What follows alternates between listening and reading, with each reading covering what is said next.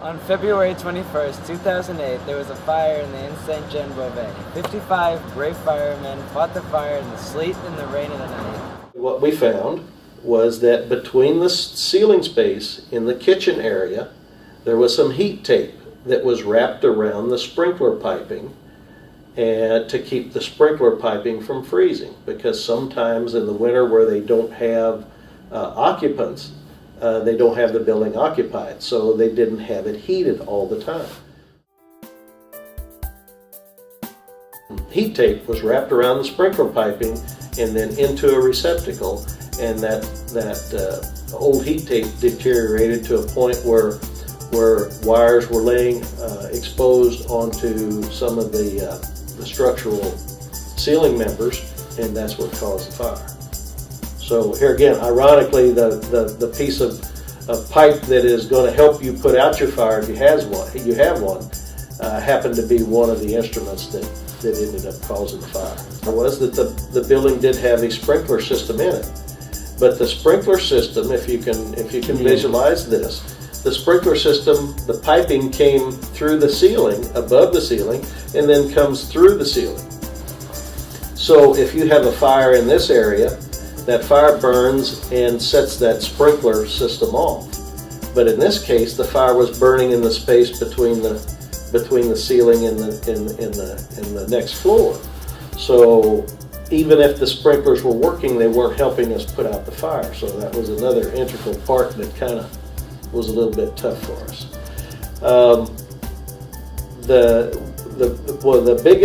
The biggest factor probably in fighting that fire is that, of course, it was in the middle of winter, and as soon as we pulled up on scene, it started raining and sleeting, and it kept sleeting the entire time we were there.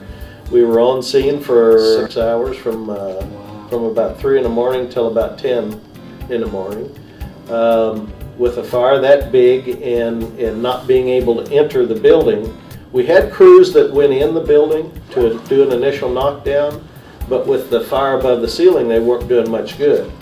And the ceiling actually came down on top of one of my crews. So with that point in time, those guys got out safely. We had to go to what we call an exterior attack. That means we're fighting it from the windows and such with ladders in our ladder truck.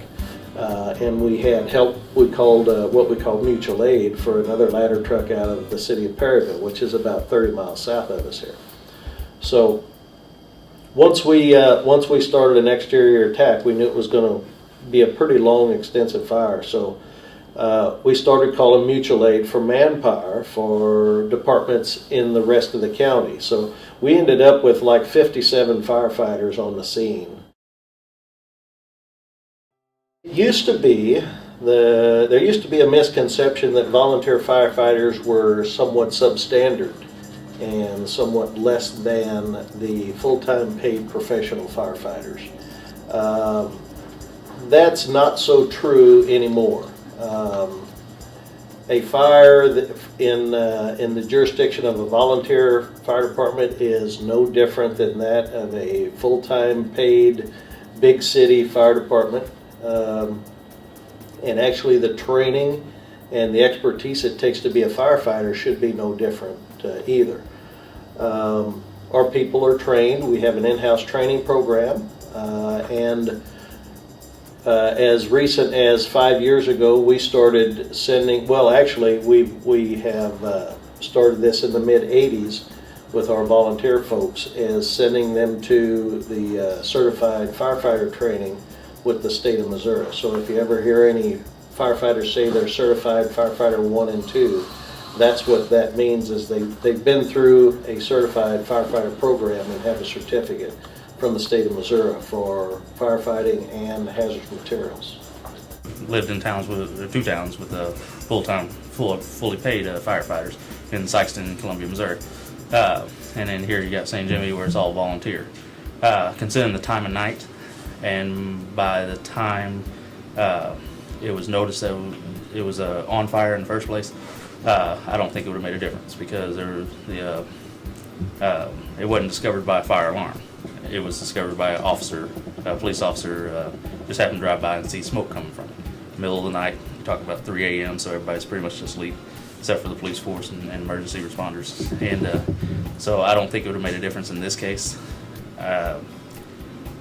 If I felt that fire safety was a problem with this town, then I wouldn't live here, because I got 4 kids and a wife to take care of, my dog as well. And but from working with the fire department in the past, I think they do a phenomenal job.